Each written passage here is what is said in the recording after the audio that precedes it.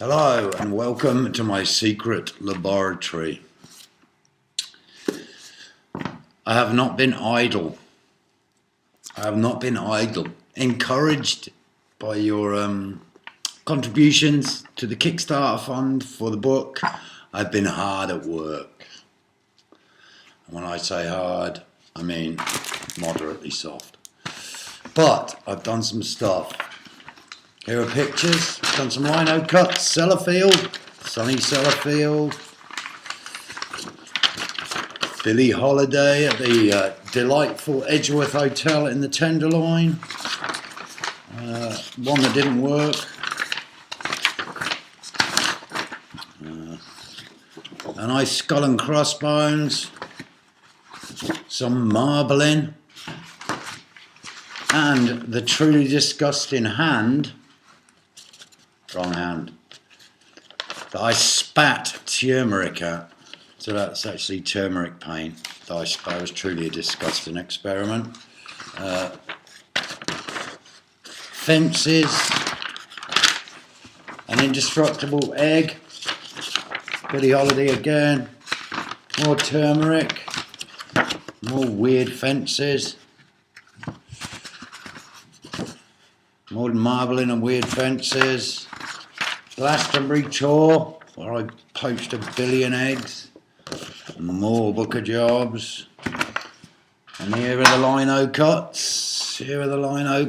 Just to prove that I did actually make them myself. 1, 2, 3, 4. I'm about halfway through these, so I've still got a lot of lino to carve.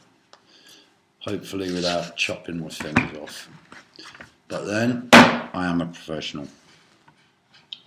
So, I have also a book here that I made previously, which I might be basing a new book on. So you see, marbled cover, bit too gleeful and colourful that one is. And contained in this book are my dead dreams, leaves, more dead dreams,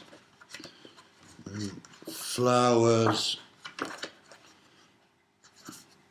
a dead moth, appropriately, and other things that I find in the street.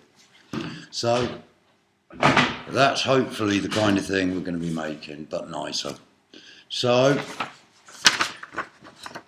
yeah, thank you anyway for contributing, and it's been supportive. And I'll read a little bit from Glastonbury.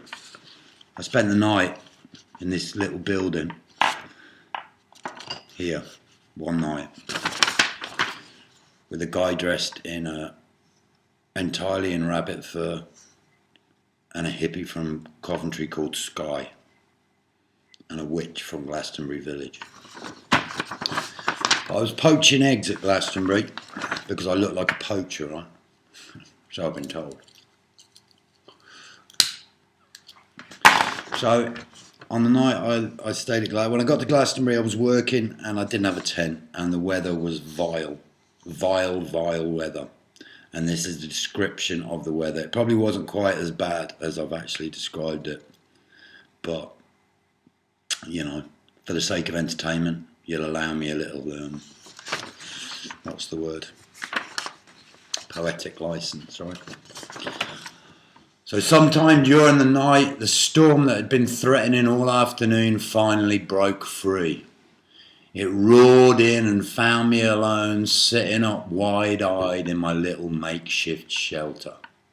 Great slaps and growls of thunder pushed and pulled, and the sky was lit in flaming seconds by the ragged light. Rolling waves of rain swept in and crashed against the far reaches of the horizon as the water howled through, sheets of it stretching from there to God knows where and God knows what it was going to make of us, until you'd think there was no more left in the world, until unbelievably there was. And it was as if someone was flinging down buckets of the stuff from just above you, welts of it, a great whip of weather to send the animals jagged and make the birds wish they were fish again. It was coming down hard enough to flay any beast caught out in it. It was washing the vanities away, washing everything away, a great biblical flushing of everything we'd tamely pegged and lashed, never dreaming a storm like it. Rivers formed, kicked and curled, and the weather swept away what we thought we knew with a psychopath's disregard for the things it took. The click-clack growling sky all stabbed and flickered showed the bones in us, and the skulls underneath our quaking flesh trembled beneath the breakers of the sky, crashing and sucking back into themselves, resting only to gather force for the next onslaught. All we could do was swim underneath it and hope to be spared the rocks of the pommeling shore. There was no room for air beside the water, and what we'd breathed turned liquid as the forks of lightning set the skies alive, and the ripples were the cracks in the world as it flung its arms and asked us what we had, while we trembled under it and counted the short seconds between the flash and the crash, shaking in our little nylon homes. We were caught in a monumental coupling between the earth and the sky, rolled in the worlds of bedsheets like bugs and pounded with each thrust of its elemental desire.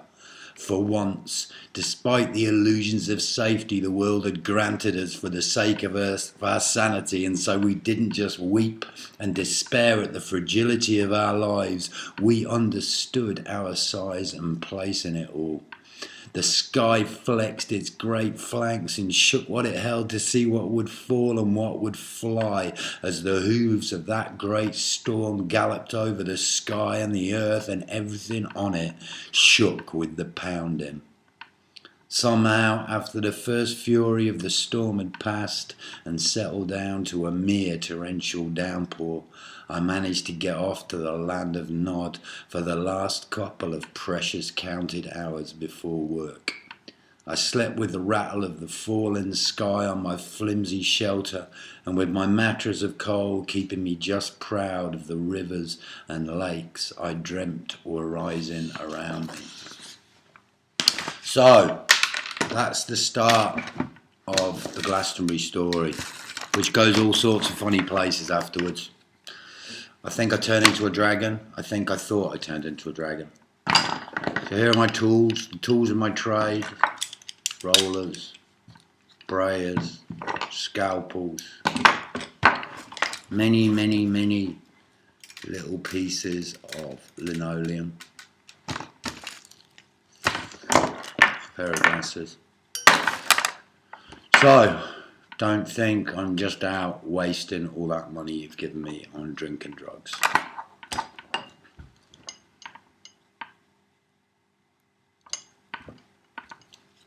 Chance would be a fine thing. Thanks.